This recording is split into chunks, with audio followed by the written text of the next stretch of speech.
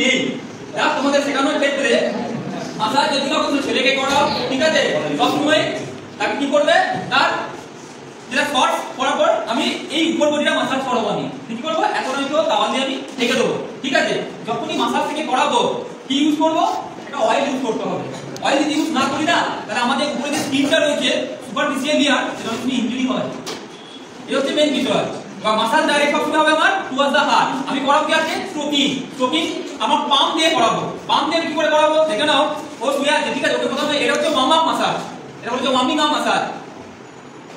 ঘুমাচ্ছে না, যখন থেকে মাসাজ আমি করাবো, আমি বিষয়টা হচ্ছে আমি কোনো পাম্প দিয়ে আমি কি করবো, এই যে আমার হাত আছে দুটো, এই হাত দিয়ে যা এই যাবে আমার।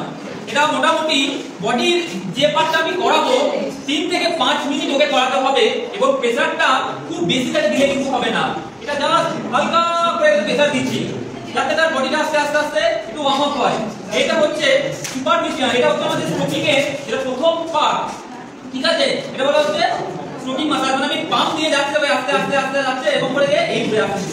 আমি এই আর ব্যাকটা আমি আসছি না, কিন্তু মনে রাখবি আমি ব্যাকে কোথাও আসছি না, আমি এই যাচ্ছি পাম্প দিয়ে, লাস্ট আবার ঘুরে যাচ্ছি। আমি আমার আস্তে আস্তে ওকে বলতে হবে এবার যে একটু লাইট প্রেসার দেবো, কোথাও যদি বলে হ্যাঁ একটু দে, তখন এই করতে করতে মোটামুটি আমাদের 2 থেকে 3 মিনিট করতে হবে। এটা হচ্ছে আমার হাতে পাম্প দিয়ে যতটা পারলাম আমি করলাম, ততক্ষণ পর্যন্ত হলো, ঠিক আছে। দেন তারপরে এটা হচ্ছে আর ফিঙ্গার। ফিঙ্গার দিয়ে কি করবো, ওকে কথা এবার মুখটা দিয়ে জাস্ট ফিঙ্গার দিয়ে কি করবো, ফিঙ্গার দিয়ে তার যে এই যে দুটো পোরশন রয়েছে না, যে কোনো জায়গায় ফিঙ্গার দিয়ে কি করবো, ফিঙ্গার দিয়ে প্রেসার দেবো না, পাম্প দিয়ে প্রেসার দিতে না, ফিঙ্গারটা দিয়ে ঠিক এখান থেকে